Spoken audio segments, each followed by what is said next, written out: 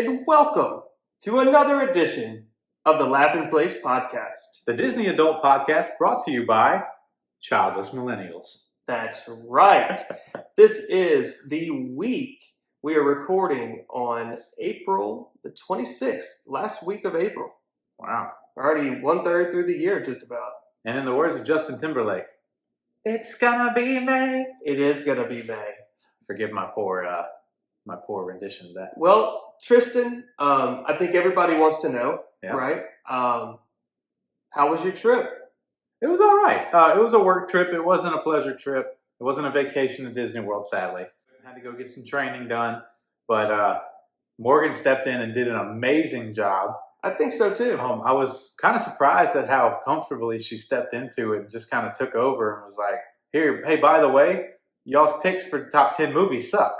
Absolutely. And you know, I wanted to give her a chance to give her top 10, but we just never got to it in that episode. So we may have to get her back on to have her top 10. Oh, yeah.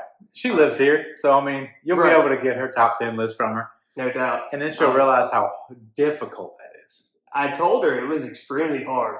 But she's already got her list made and everything. Like, she sat down on the couch and made it, and she was like, I'm going to prove you wrong. So listen to future episodes to see what Morgan's top 10 is. Yeah, we can debate and on the debacle that is her list and tell her why she's wrong. I love it. She never gave any details. Well, there were details behind the scenes. Oh. Yeah. Not G-rated details? No, they were G-rated. It was just, she didn't quite agree with everything neither one of us said. Oh, I knew I would get some flack, for sure. We'll let that episode tell the story. Speaking of stories, got a lot of news this week to talk about. Plenty. Let's just start off with our day in Disney history. This day, on 2004, on April 26th, Michael Eisner, the former CEO of the Disney company, was named on Forbes' list of worst CEOs in America. Wow. Yeah, so that's kind of the reason, one of the deciding factors that put Bob Iger in his place. Right. And then Bob Chapek did what he did and caused Bob Iger to come back, one of the best CEOs that Disney has ever seen. That's not good. Nice. We have a soundboard now. I downloaded this today just for that. Jeez. So yeah, it's funny though that Michael Eisner was considered the worst because he was CEO during like one of the best periods of Disney, which was the Disney Renaissance. And that the Disney Renaissance saw movies like The Little Mermaid, Beauty and the Beast, Aladdin, The Lion King, a lot of which made our top 10 Disney movies of all time. Well, yeah, it's like those pivotal childhood movies. Right. Like it's that when you think of Disney, you think of that time frame. Right. And another thing that he did was he was pivotal in the purchase of ESPN and ABC, and also the Muppets. So he was the reason we got those things under the Disney umbrella. Michael Eisner was also in charge of the opening of MGM, which is now Disney's Hollywood Studios, in 1989. Euro Disney, which is now Disneyland Paris, in 1992. Disney's Animal Kingdom in 1998. Disney's California Adventure in 2001. Disney Tokyo Disney Sea, in 2001. Walt Disney Studio Park in Paris in 2002. And Hong Kong Disneyland in 2005. Wow, so he was the main pilot for us going international. Yeah, and so one of the things about the Disney parks that he thought very strongly on was he had a kid, a son who was a teenager, and he wanted to really gear Disney towards his age group. And I think he did a really good job of that. He did.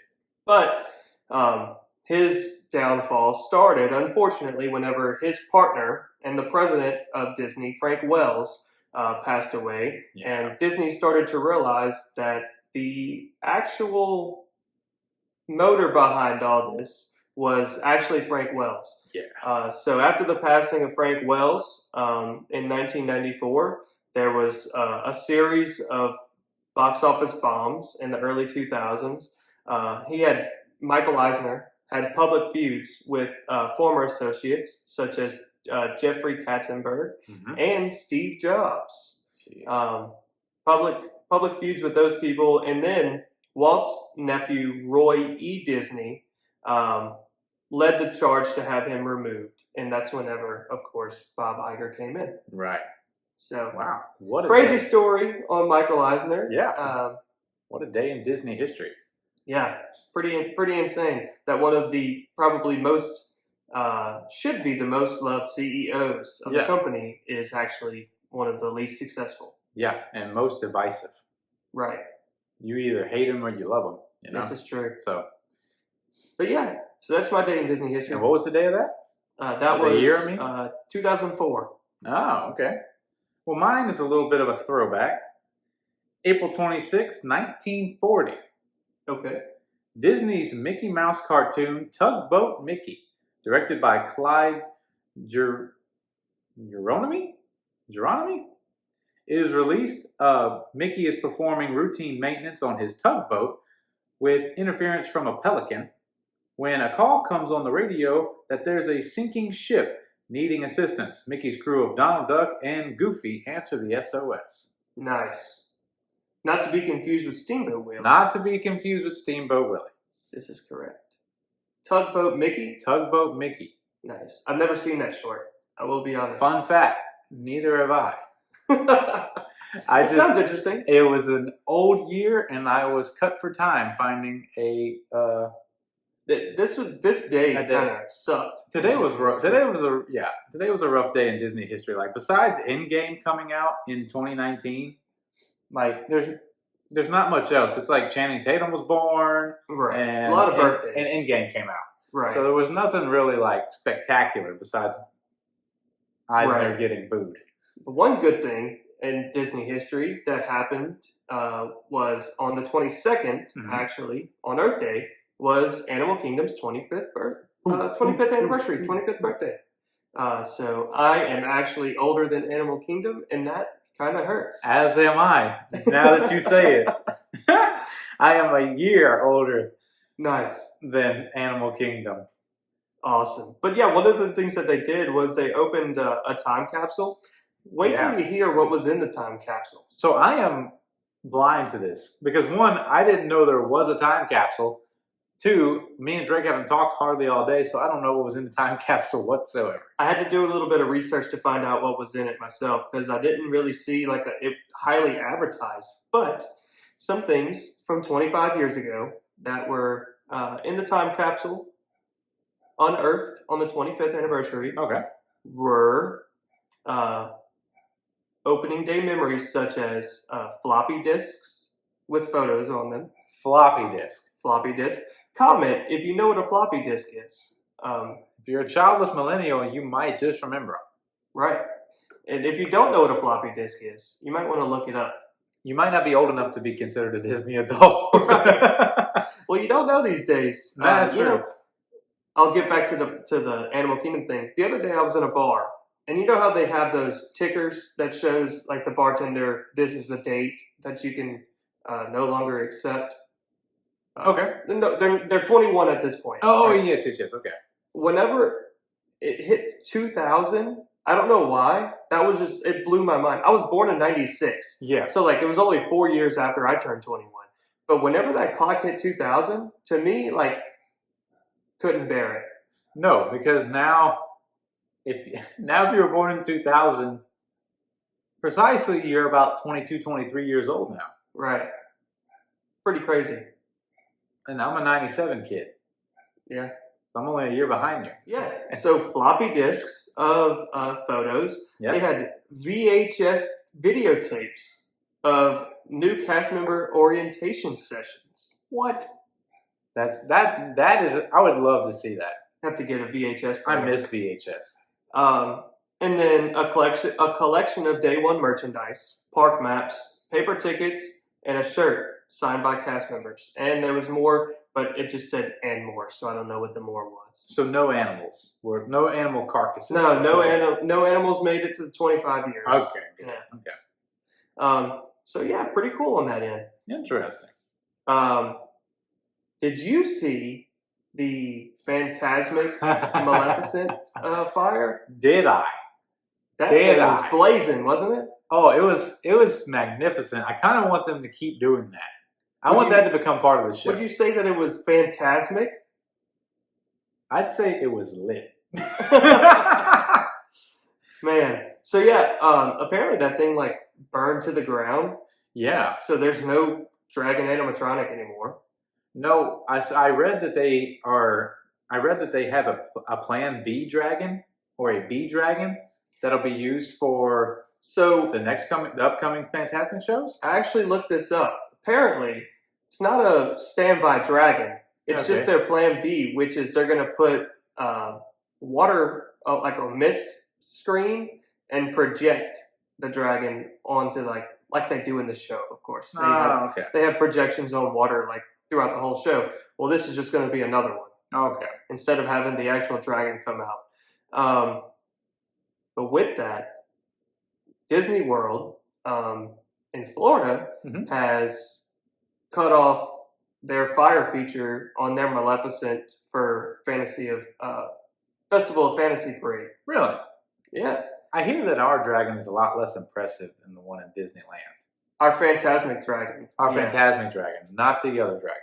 Yeah, well, the Festival of Fantasy Dragon is pretty cool. It's just it's not just a parade float. It's a parade float that breathes fire, which is really cool. That's pretty neat. But no, our Phantasmic Dragon is far less interesting. It's basically just like a crane with sheets thrown on it and a dragon head. It's pretty cool though. I just wish that in the Phantasmic show now there was just some guy like a Mushu. Like in Mushu and Mulan, he's like running around with a dragon head on sticks and just be like, "Rawr!" That would be pretty good. There's a cast member that's willing to do that. But in a serious note, they had 6 cast members that had to seek medical attention after this. Really? Due to inhalation of fumes. Wow. And I haven't heard that from my understanding that they all recovered. Yeah, I would imagine we would probably heard something pretty serious about it otherwise. I would think. But the thing that I don't understand is how do you have this fire-breathing animatronic and not have one fire suppression system on it? How is it 2023 and we don't have fire suppression on a fire-breathing dragon? From the company who literally owns half of the United States. And their first key to success is safety. Begins with me. Yeah, right. Safety. Get it together. What's going on here?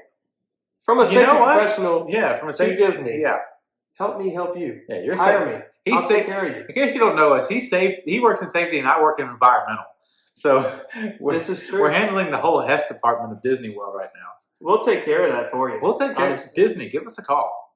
Yep. He'll handle all your safety stuff. I'll make sure you're not admitting. Yep. Absolutely. We'll do it. And that fire was definitely emissions to the atmosphere. Without a doubt it was.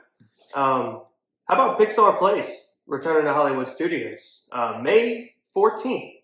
I see that we can now meet Edna Mode again? She's back. First off, I never knew that was a thing. To start with.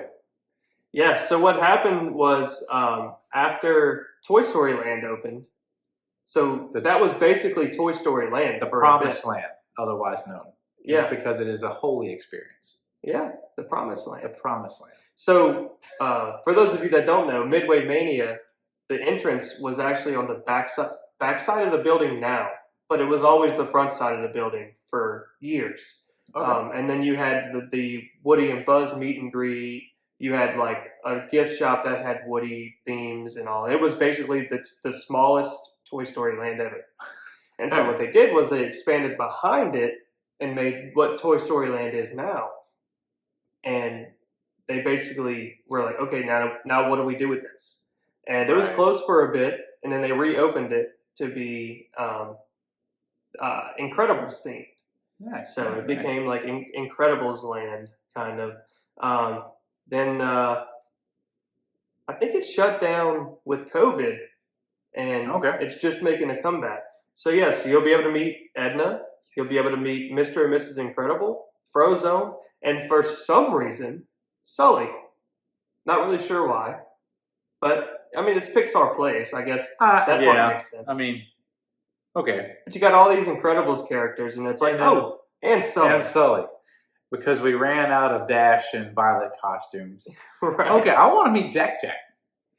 There's actually a Jack Jack reference. Is there? So like they posted a picture of his like silhouette burned onto the brick Oh. because it's so hot. Right. And, Maybe that's what happened to the Phantasmic Dragon.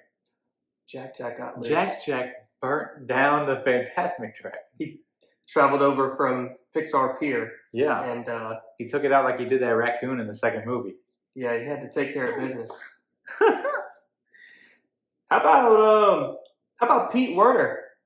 Pete Warner Yeah. taking a step back from the Diz Unplugged. Yeah, shout out to This Unplugged. I am very, very new to this show. New to a lot of Disney content besides like your basic Disney food blog and Mammoth Club and allears.net. I didn't realize how saturated the market was with Disney YouTubers. Absolutely. The Diz Unplugged has been around for a long time. I think they were probably one of the first ones to do it. And so you have to go watch their video for the whole story. But basically, their owner, the guy who started it all, Pete Werner, is taking a step back. He said he just doesn't have the passion for it anymore. Yeah. So, we watched the video last night, right? Yeah. This week's already been long. And he said, luckily, if you're a fan of Pete's, he's stepping back from the Dis Unplugged show, just the Dis Unplugged show where they talk about the parks. All of his other content, his Patreon content, his DVC Club content, he'll still be running all that, but he says that he just has no passion for the parks anymore. Right. And if you don't have any passion for something, there's no reason to keep This is true. burrowing into It's it. more of a burden than anything. Right.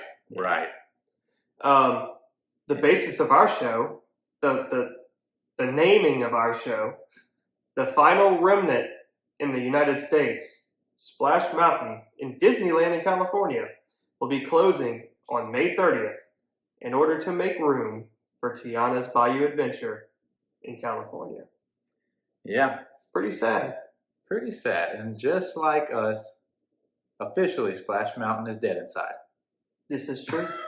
On May 30th. Not quite yet. Okay, we're almost there too, though. Okay, we'll be dead inside on May 30th. Right. No, just all jokes. No, but R.I.P. to a legend. We'll miss it. R.I.P. to a legend. It was its time, and it's time for Tiana to get her ride. And we've already milked that content for all it's worth. Avoiding political conversations on this show. Yeah. It's kind of what we're gonna do. This is gonna be our happy place. This is the laughing place, people. The laughing place. We're here to laugh. We're here to make Disney adult jokes and references, and This is true. be a little under the radar and appropriate when we have to be. Speaking of which, are you like when you go to Disney World, to Toy Story Land? Are you like the number one high score guy in your crew when it comes to Space Ranger spin? Every time. Every time? That and Midway Mania. Same Gotta here. Same here. Got that technique down pat. I won't tell you how many times Morgan beat me, but Fun fact, I've never been beaten really, by family or friend or family friend. me and I Morgan don't know what might that says about me. We may be 50-50, to be honest with you. It kind of depends on where each of us sit. Because, especially on Space Ranger Spin, you can really screw the other person. Yeah, you can. It's easy to do. So, but yeah. How about this? Annual passes returned this past week on Thursday last week. Yeah, you have some insight to this, don't you? Yeah, I'm a pass holder. Whoop whoop! No longer a peasant, Right. like me. Are you gonna get a pass? I don't know. Okay, you're the expert here. Is it worth it for me to get the pass? I would say if you're gonna go more than 10 days out of the year, it's Okay. worth it. That's kind of what we calculated. We sat down, we wrote down all the costs associated, and we figured if we could make 10 days in the parks work, then it's worth it to us, and we went ahead and got them. So both Morgan and I are annual pass holders now. Wow. And what was the price on that? It's about $1,400. Okay. $1,399, and so we paid that for both of our tickets for one trip. Right. Just recently. So I mean, 2 of those trips, and it pays for itself. You heard it here: first, second, third, or fourth. Precisely. One thing to note, though, like the more consecutive days that you are in the parks, the least each day cost per day.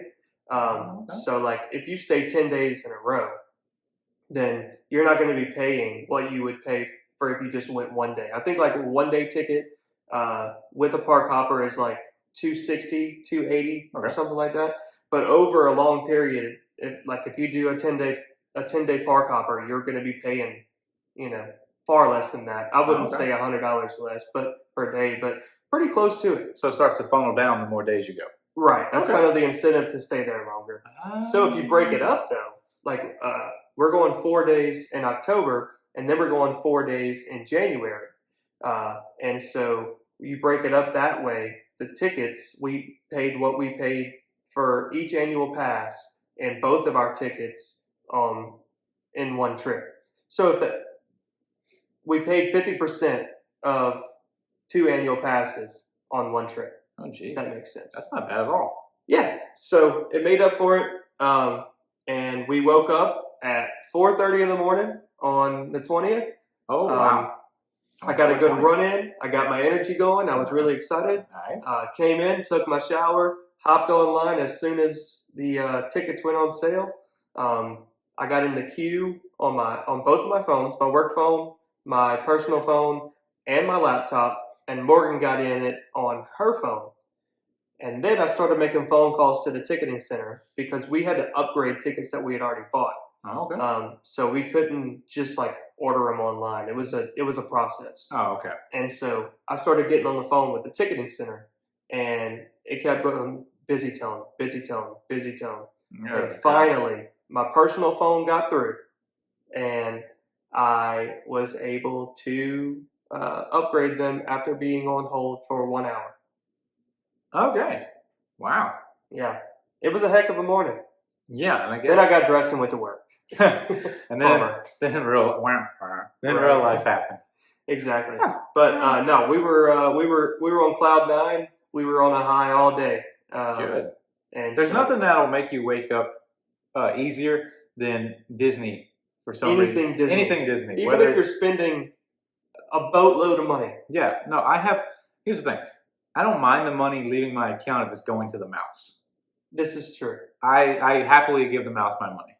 Right. And so, like, with that, too, is coming up tomorrow, for us, tickets to Mickey's Not So Scary Halloween Party go on sale because we're staying in a resort. That's right. So I think, like, for everybody else, it's May 2nd, but tomorrow for resort guests.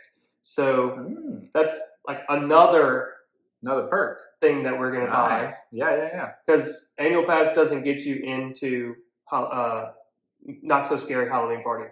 You have to buy the hard ticket. Okay. So it's like, I told Morgan, I was like, at some point, my paycheck has got to stop going to Disney. Eventually, it's got to stop. But the bleeding has to stop. I mean, we're committed, though. Yeah, right? yeah. I mean, this is all for your honeymoon, right? Yes. I mean, go big and go home. Right. Not or go home, because eventually you got to come back. We will go home. You will go home eventually. So go big and then go home. Perhaps one day we'll move this podcast to Florida, and then it will be going big and going home at the same time. That would be a dream. That would be nice. That would be nice. I just want to play a Disney character in the parks. Help us grow this podcast. Help us grow this podcast. Like, so that we subscribe. can move to Florida. Yeah, so we can move to Florida on your nickel. Okay, so speaking of annual passes, Mm-hmm. I'm going to take you with my annual pass to the parks. Okay. And take you right down Main Street for our Main Street topic this week.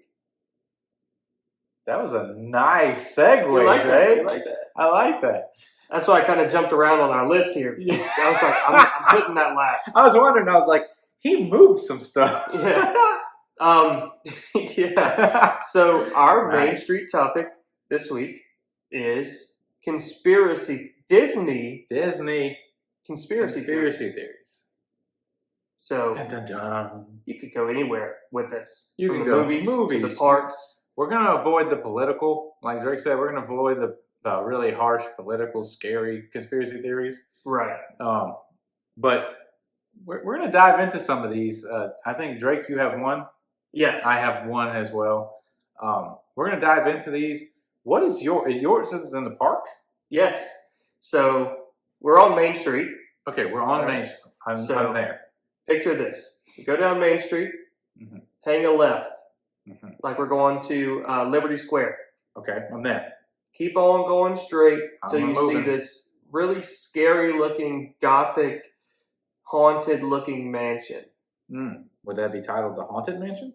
It is the Haunted Mansion. Okay. Imagine. Ooh, It's kind of scary, right? spooky. Yeah, it feels eerie, Yeah. but it also feels like you have to go in. It's drawing you in. And if you're not watching the live, if you're not watching the YouTube, I have my eyes closed and I'm entranced in this experience that Drake is giving me. So the Haunted Mansion reaches out, grabs you, says, Tristan, you must come in. And you're walking through, and you see tombstones, you see interactive cue elements that you can play instruments with. And I can feel the sense of death. yeah, absolutely. Yeah. You know what's upon you. Oh yeah. Someone died here. But you don't know who. Is it so me? you as you're walking through, you walk into the main foyer, and you're thinking to yourself, who owns this place? Is it Master Gracie, who we saw a headstone of outside? Is it Constance Hatchaway, the bride in the attic? Ooh, she gives me the creeps. Is it the ghost host? Who owns this place? Ooh. I don't know. I don't know who owns this place. I won't lie to you and tell you that I know. But I'll tell you what I do know. Okay. You actually die on this ride. That's my conspiracy. That's the theory. So you actually die when you enter the Haunted Mansion. This is a death simulator. Death simulator. That's for sure. Simulator. Yes. So, okay. What part do we die in? Oh, I'm going to get there. Oh, okay. I'm jumping the gun. I'm jumping the tombstone. I got it. All right. So here we go, right? You walk into the stretching room. Yep. Door closes behind you. Freaky. Lights go off. Oh my gosh. The room starts stretching. Is this haunted room actually stretching? Yes, it is. Yes, it is. Well, then the ghost host offers you a chilling challenge to find a way out of this chamber that has no windows and no doors. I've heard this riddle before. So he gives you the option to do it his way. You can always do it my way, he says. You can always do it my way. And then lightning, thunder, freaky, lights out. The silhouette. And all of a sudden you look up and you see a corpse hanging from the ceiling. By a rope. So you imagine, hey, like this is the guy. Like he said, Yeah. There's 999 happy haunts here. He just hung himself as like his way out. Yeah. Is that what we're gonna have to do? Are we gonna have to die to get out of here? Possibly. Who knows? It sounds like it. So. My haunts are not too happy right now. Right. So then you go through and you get on your doom buggy. That's gonna be your tour through the haunted mansion. And everything is just scary. You see like head busts that follow you. Freaky, woo, ah. And then woo. you see like doors rattling, the doorknobs rattling. They're like pushing in and out. You see a floating candelabra, but you don't see anybody holding it. It's just floating there. And it's not Lumiere from Beauty and the Beast, right? Correct. You see a skeleton trying to break out of a coffin, a silhouette playing crazy tunes on a piano, a bunch of ghosts dancing in a dining room. Everything is just freaky, man. Scary. Freaky, spooky. Yeah. And then the scariest part of all, like you alluded to earlier, Constance Hatchaway. You make it up to the attic. She's standing there. She's got her axe. You know, she's basically giving you the impression that she has beheaded every husband she's ever had. Because she has. And then off you go. It's in the name. Through the window. You lean back. As you're leaning back, going backwards into the graveyard scene, this is a simulation of you either jumping or being pushed out of the haunted mansion to your death, plummeting to your death. And how do I know this? As soon as you come to, and you're not leaning all the way back anymore, taking a nap, you've woken up. It's a great nap place. You see the grave digger or a graveyard handler or whatever, and his dog shaking, scared, looking like they just saw a dead body. But that might be because they did. I died. They saw your dead body on the ground. Right. Oh. But, much to your surprise, you get to the graveyard, and it's a party.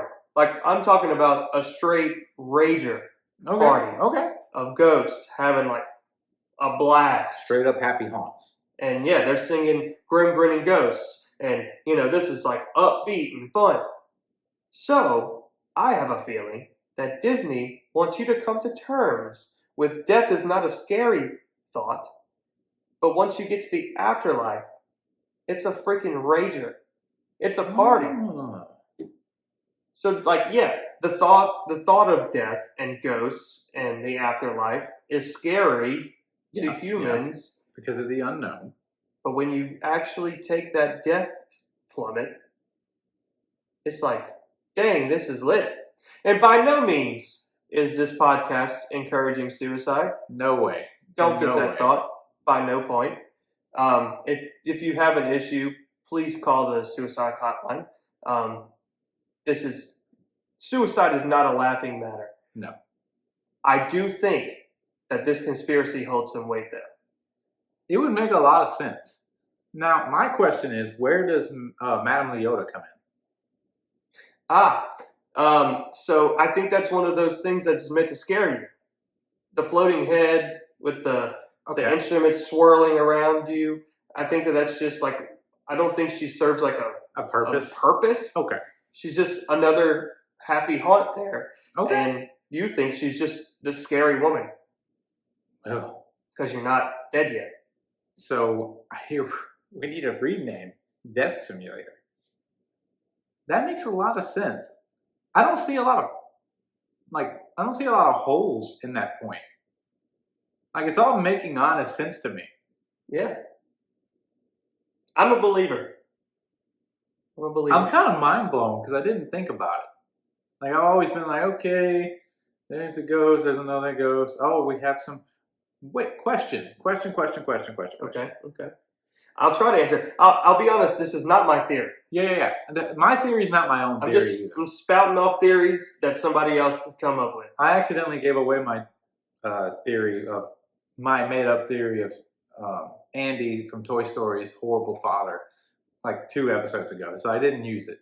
I used one that I found really interesting. What about the traveling ghost? The hitchhiking ghost. Yeah. So I think that the hitchhiking ghosts are trying to find their way out of there like you did. So not in the sense of like out of the mansion. Yeah. But you get to leave and go home. Yeah.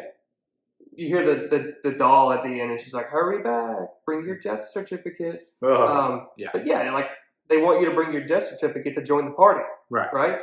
But I think these hitchhikers are like, man, there's so much more out there than this graveyard. I'd like to see the wide open world. You know. They want adventure in the great wide somewhere. Right. And so I think that may be the story behind them. And they're funny. Huh. Makes a lot of sense. I get that. I honestly get that. I wish that there was also like, I wish Disney would like catch this if this is the truth and that's what they're leaning towards. I wish that they would do something similar to what they do at some of these like Christmas light parades, where because you've scanned into the ride, that some of the riders' names come up on the tombstones. Yeah, That'd be pretty neat. And then like some goofy cause of death, like that would be funny. like fell off a unicycle, Like a funny epitaph. yeah, like Drake choked on a pool noodle, or like Right. something ridiculous. Yeah. And something not fathomable. I think that would be a good idea. That'll be fun. That would be fun. If that is the case. Disney has not come out to say anything about the story. They made a movie. They're making another one, aren't they? Yeah. That's another thing. Does Eddie Murphy own the Haunted Mansion? Oh. I don't know. Does Eddie Murphy hold That just goes back to like the beginning spiel. I have no idea who owns it. Neither There's do a I. lot of conspiracy theories on that as well. Nobody knows who owns this thing. Yeah, but Disney has not come out to say anything about the story of Okay. the Haunted Mansion. But yeah, Interesting. that's mine. That's yours? That's it. I dig it. I think it's a conspiracy theory that holds up really well. And speaking of conspiracy theories that probably don't hold up very well. So let me get to it here, because mine has a few possibilities.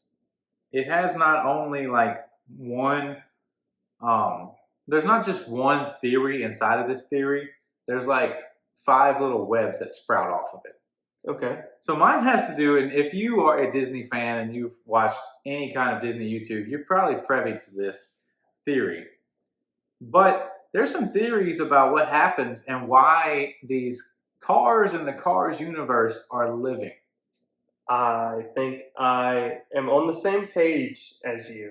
Well, I'm not going to go into all of these. I'm going to go into 2 of them, because one of them was like a weird theory where they're evolved bugs, like actual like beetles, and because they have like the exoskeletons that move, and that was by Film Theory on YouTube. They put that one out. Interesting. I don't dig it. That's but- not one that I've ever heard. It's weird. It doesn't make any sense to me. But as a car guy, I'm like, no, separate the cars from the bugs. So there's 2 theories. I'm going to start with the less severe one. And when I say less severe, you'll understand why the second one's more severe. The first theory is that because in another theory, all the Pixar movies are tied together. Now, Yes. whether that's not the main theory I'm focused on, but for this theory to work, that has to be the case. So in theory A, the Cars universe is tied in to WALL-E, and it's also tied into The Incredibles. Okay. So because Syndrome is creating this, Syndrome being the villain from the original Incredibles, he's creating this technology that is smart technology. Yes.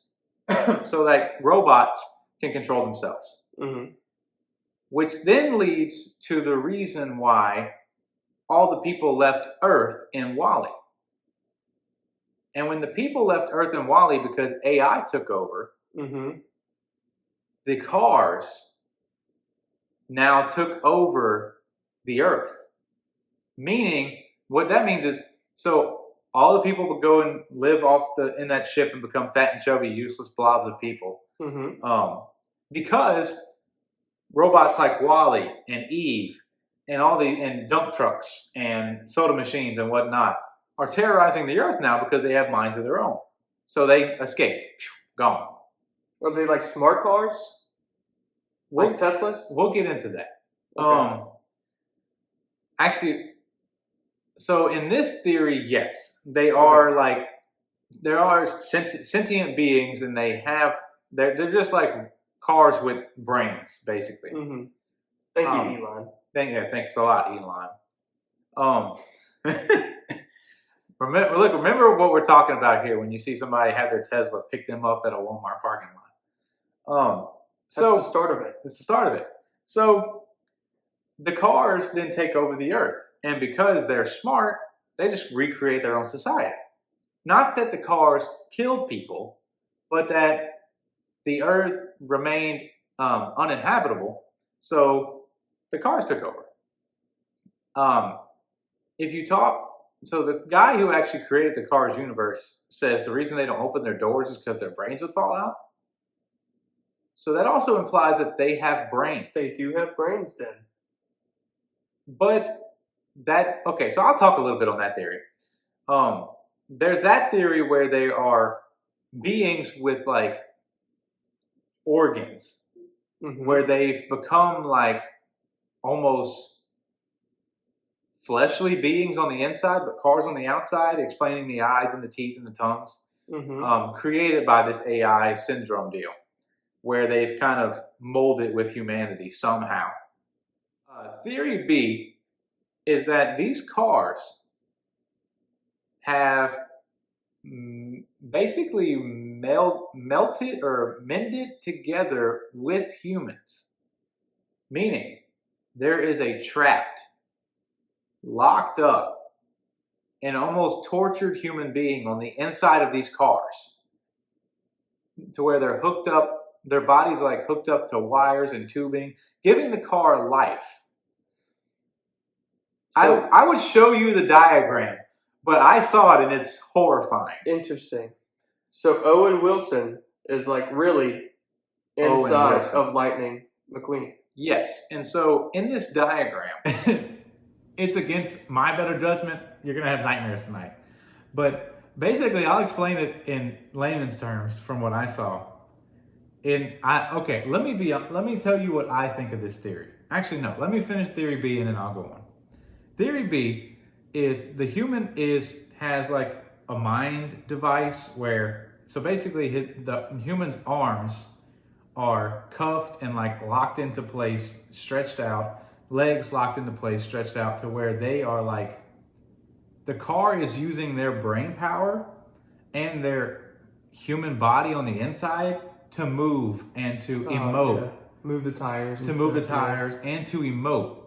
And I don't know where the gigantic tongue of Lightning McQueen comes out in this theory. That's why I think part of this theory is BS, because Lightning McQueen's tongue is big. Right.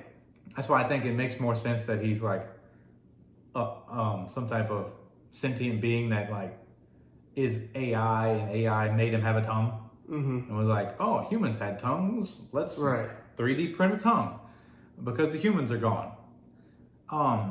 And so in this theory, the cars actually are also like smart cars, and they capture the humans that were last driving them. Okay. So if Drake and me were driving our white Dodge pickup trucks, which we both have, our pickup trucks would then capture us, hook us up to these tubes and machines that take our personalities and trap us inside of them. The truck would then have our personality, but against our will. We would be slaves to these trucks. Wow. Okay. So that is theory B. Let me tell you where I stand on this theory. I don't believe theory B because I'm a huge Cars fan, and I refuse to think that that's a possibility. That there's actually somebody stuck in there? Yeah, that like a Mad Max thing is happening where they're like one with the vehicle. And where there's like a screaming human being in there being like, help me! Shut up. What I think is more of theory A. There's some inconsistencies of the whole Pixar theory being like total together. What I think is that the humans are gone. Whether or not the cars killed them or not, who's to say? I think that might be a possibility. But I also think the humans left Earth. It's like iRobot. It kind of is. And yeah, except no Will Smith. Because that's Aladdin. That's Aladdin. Yeah, he could slap the crap out of these cars if that was the case. All they got to do is talk about his bald-headed wife, and they would just go, smack, smack, smack. Keep my wife's name. I'm sure. Yeah, anyway. You know how it went. Yeah, you were there in whatever, that last year sometime. Wow, that feels really outdated now, that reference. But what I think is that humans left, cars took over, and the actual creator of Cars, and I said this a while ago, he did mention the reason that the doors don't open in a joking manner is that he says that because their brains would fall out and their eyes might fall out. Then he went on record, the creator of the Cars universe, went on record saying, well, we already have cars that are smart and can kind of drive themselves. Who's to say that these cars don't take over the world with their own knowledge? So even the creator of the Cars universe is kind of hinting at the fact that there's a possibility that the Cars universe is based around total annihilation of the human race. Drake, do you have anything to weigh in on this? You know, it's a lot to take in. As I get the picture ready of that diagram for you. That's a lot to take in. Just text me that picture when we're done with this. Okay. You know, I think that his here if you want to live react to that real quick. Wow, that's tell me that's not disturbing. That's a lot, isn't it? Wow. I think that the fact that the creator said that they have brains inside the cars may be a hint towards your theory, B, that the human is the brain, and if they open the door, the human has a way to get out. Precisely. So their brains would theoretically fall out. Right. I like to think that the humans are just gone from this place. That's a happy thought. That's the happy thought, and I want to stay with my happy thoughts, even if they're completely blind and wrong. I want my happy thoughts. I want the Pixar Cars world to be a happy place. My thing is, I don't know how they get baby cars and how there's kid cars in this movie. There's kid cars. There's adult cars. Yeah, that's gonna be like the big wheels, like a big wheels Jeep or whatever. Yeah, that's what that is. Well, there's like a little mini Miata in the stands. That's like, go Lightning! Yeah, it's been turned into a meme. And also, there's a part where these other two like Mazda Miata looking cars flash lightning with their headlights. That did happen. That did happen. Also, and it's the only set of headlights we see for the rest of the movie. Now, I'm not saying I'm complaining. I'm just saying, I think that's weird. Apparently, there's a theory also that Porsche has a tramp stamp. Oh, she 100% has a tramp stamp. That's not a theory at all. And it's the Porsche logo, right? I see a little pinstriping tattoo back there. That's what it is. Yeah. Oh, nice. Yeah, and that's the thing. Even in the wreck, even when like Doc and what's his name, Lightning crash. Now I don't think Lightning really has working doors. That's another thing. Lightning's a race car, a purpose-built race car. He's not like Doc, where Doc was just an old car that became a race car. Right. He's a purpose-built race car. He doesn't have door handles. This is true. So maybe there can't be a human inside of him because of that. Happy thought. I'm gonna put my blinders on. How do race car drivers get into race cars? Through the window, right? Yes. So my own theory made me sad. Well, let us know what you guys think. Yeah, what do you think about this? Those crazy theories. Are we dead in the haunted mansion? And are we trapped in cars? Is Elon Musk going to make Cars universe a reality for us? That would be interesting to see. I don't want to see it. Well, I don't want to see it if I'm trapped in a car. Right. But if I get to leave this place and go to Mars on a SpaceX Starship, and then the cars can take over this place. That last rocket blew up. I don't know. Yeah, well, like last week. I think it was meant to happen, though. I think it was all data. You think so? That's what the news is saying. Conspiracy. Well, maybe we're all actually dead and this is all fake. This is all just a dream. It's all a dream. Let us know what you think. Yeah, in the comments, wherever you are, on Facebook at the Laughin Place Podcast. Yeah. LAUGHIN No G's No on that G, Laughin. because we're the only G's in this. That's correct. You could also find us on Instagram. Instagram at the Laughin Place Pod. That's correct. I'm finally learning our handles. LAUGHIN Place Pod. And then we're also on YouTube We are on YouTube. under, believe it or not, the Laughin Place Podcast. Oh, thank God. Okay. LAUGHIN Place Podcast. Yeah. I think that's going to conclude this week, folks. Thank you for coming in and listening to our episode 5. Wow, we've been doing this for 5 weeks now. Can you believe it? I can't.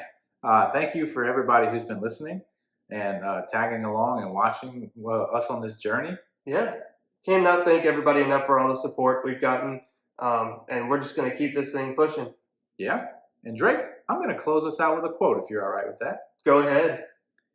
Today's quote is, "Happiness is the richest thing we will ever own." And you know who said that? Who said that? The great Donald Duck. Oh, Donald Deasy. Donald Deasy. Donald Deasy. Thank you all. Take care, Have guys. a good day.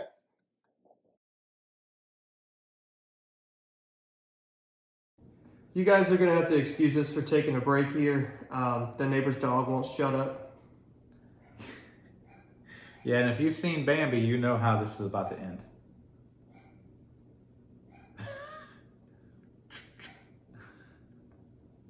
Just a joke. We don't kill animals. Not dogs. Okay. Yeah. No G's. No G's. Because we the only Because G's. we the G's. That's right. I like it. Let's stick it around. Let's go. This is why we're childless millennials. We're nerds. We're nerds.